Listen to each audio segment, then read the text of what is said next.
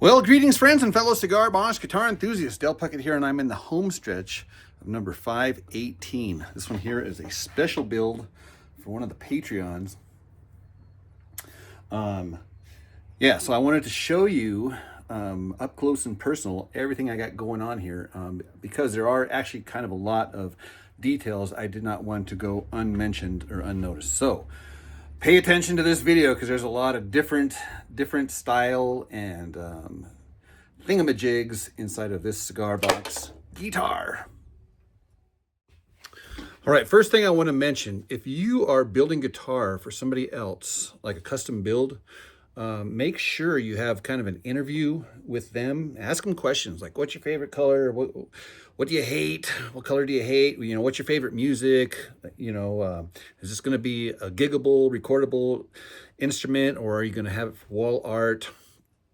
Show them some different boxes. Just kind of get a good idea and write all that stuff down for future reference, because you'll forget. like I did, man. I took all the detailed notes, and then some time went by, and then I launched into the build, and I started just, you know, going gangbusters, and then I realized, dang it. One of them was this gentleman here wanted silver highlights.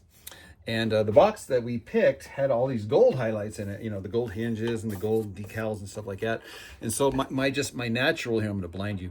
My natural inkling was to go with the box, right? So I just started doing gold here and gold there and gold everywhere, gold screws, and look at that shiny gold tuners and stuff like that. So, and then I reread the note. When I reread the notes, I was like, oh, dude, what am I going to do?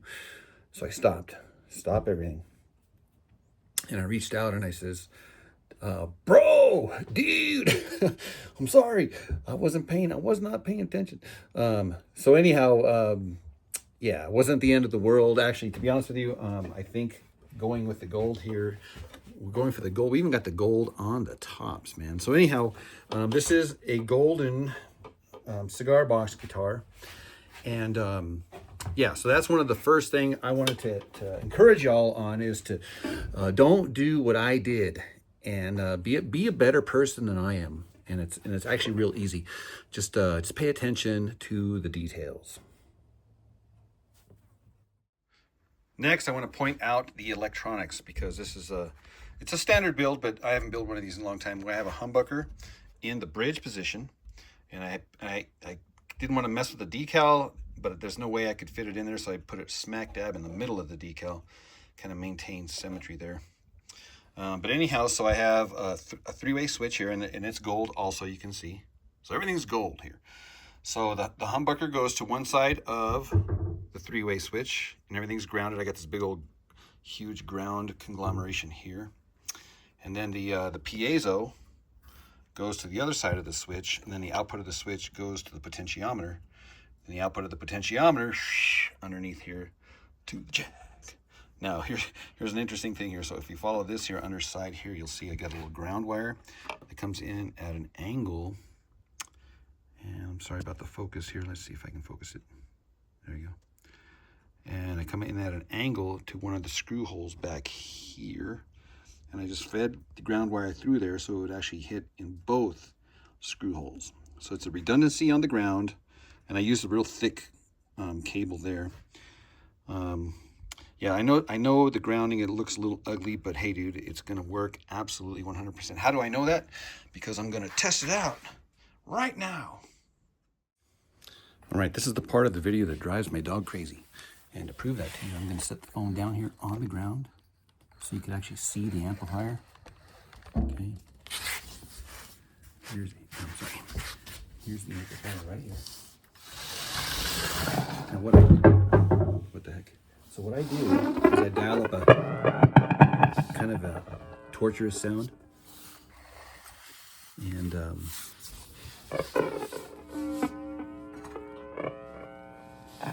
so I get some flange, some delay.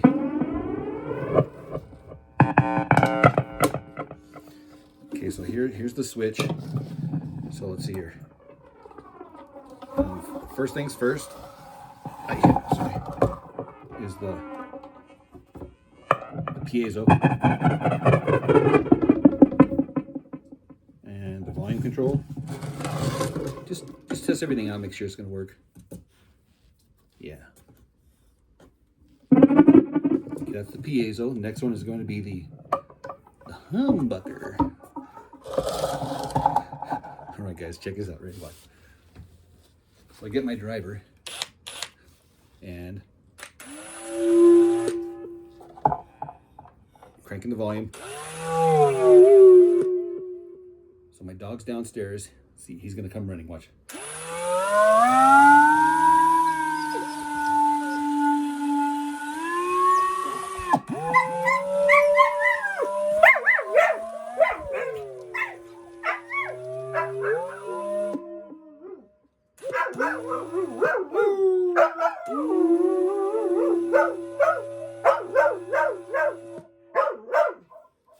Oh, you can hear his echo in here.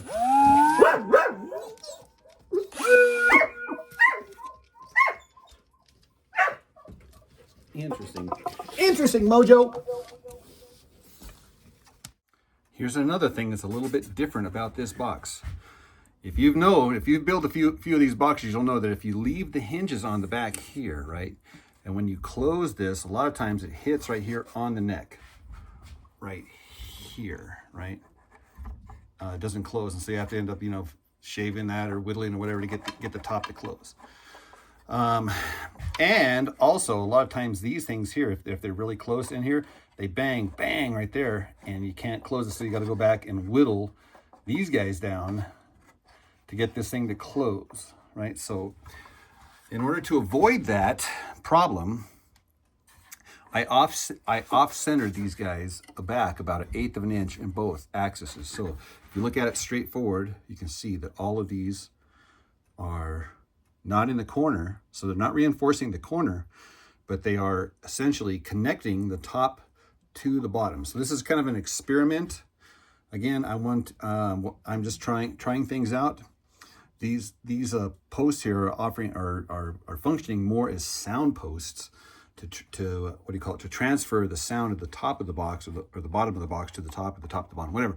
And so anyhow, so I did want to point that out. The other thing to point out here is that the electronics here are going to be on the top.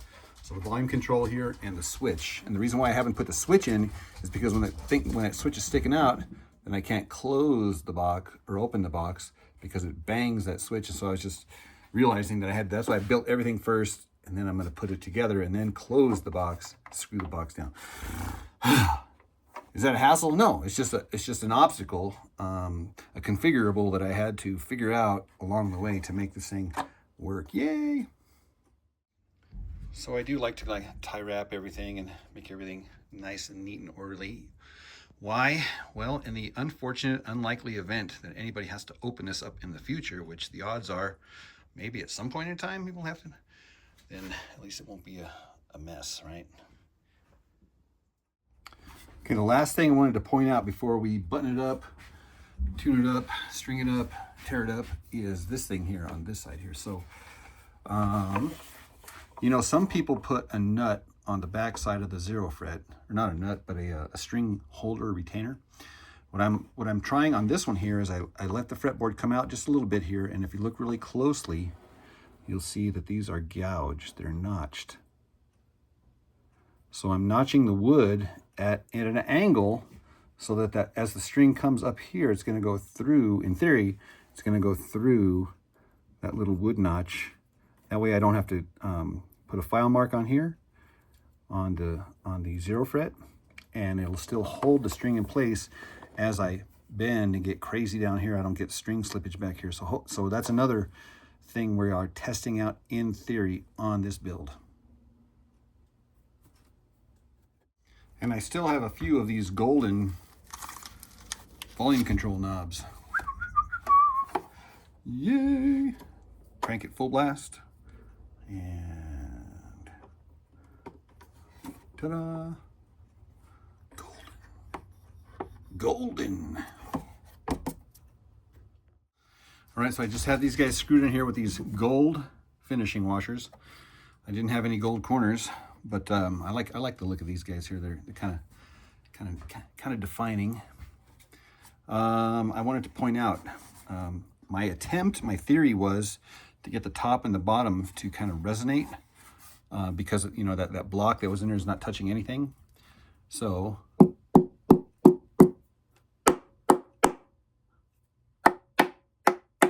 I think we have achieved success. So this is a 23-inch scale instrument, meaning it's 23 inches from the nut or the zero all the way to where the saddle's going to be, which means the 12th fret is exactly half of that, which is 11 and a half. So that's important. So I marked out a little tiny little dot. You probably can't see it here because it's nice and faint. Maybe you can see it right there, right? So I do that so I can position my saddle, and I realize that if I do that, that the end of the saddle is going to be, or the end of the, there's not going to be enough room here for this hinge. So what I do is I run down to the local Ace, and no, I am not sponsored, and I'm not an affiliate, but I love these, what they're called shutter hinges. They come with these wraparound hinges, like, you know, the reach arounds.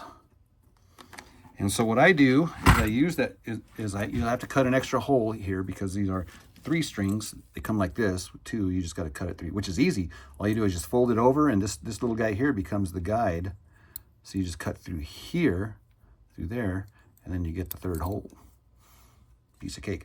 I also take the grinding tool, and I grind down these little sharp pokies, because that's what you'll be doing, a lot of palm muting there, and it's easier to palm mute on this than it is on this. Ouch.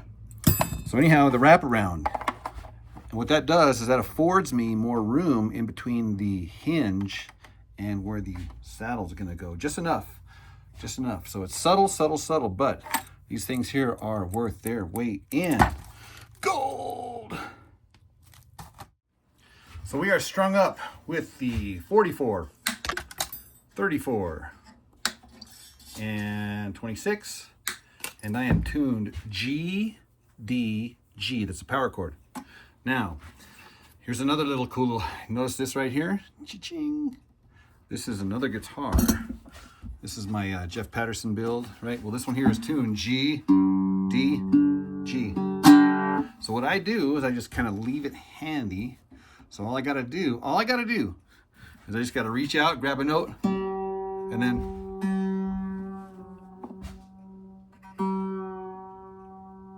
match. That'll get me in the ballpark. And then I can adjust my intonation.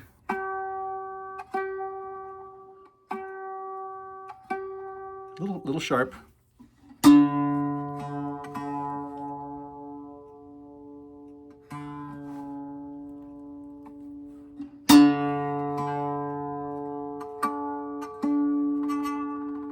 And then low G. See, I'm already tuned. I'm already tuned and stretched.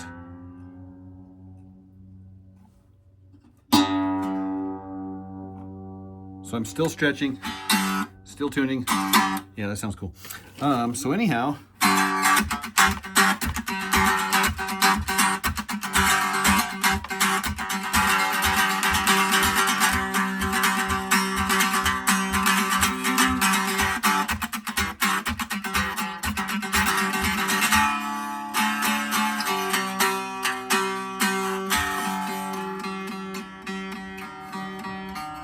nice thing about putting your sound hole here is you can do the pinky grip, right? So I'm squeezing it here, hands free, just holding it with my pinky. You can use your other fingers too if you want, it doesn't matter. But it serves as two purposes. One is to be a sound hole, and the other one is to hold it with your finger as you're picking. All right, let's plug this thing in. You remember that annoying sound I had for the electronics check? And the Mojo torture? Oh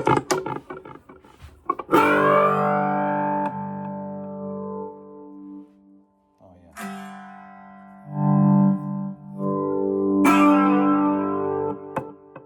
Humbucker? Wow. I'm sorry, that was piezo. Humbucker and piezo. And wow, listen to that humbucker.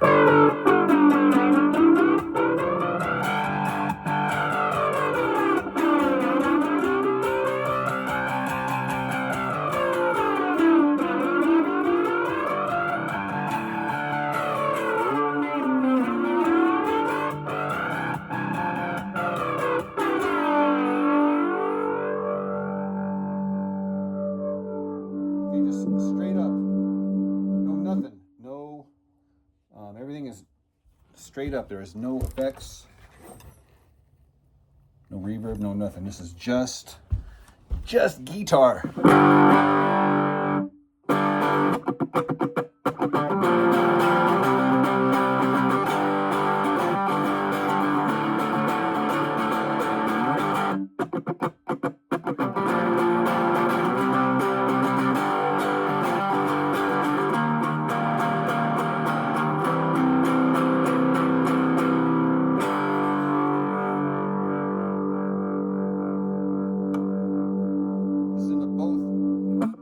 Humbucker and piezo.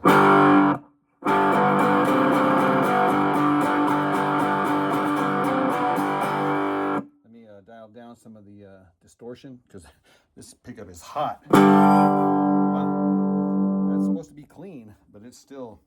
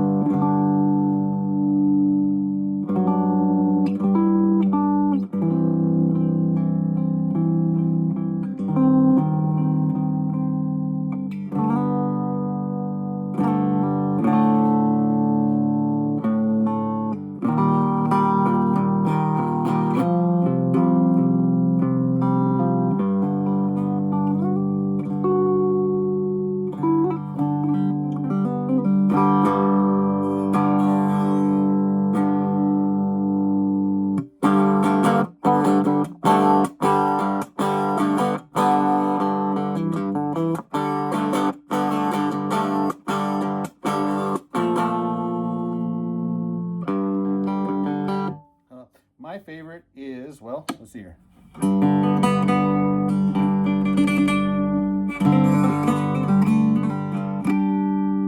Actually, my favorite is whatever the switch is on. I like this one. That's just fat.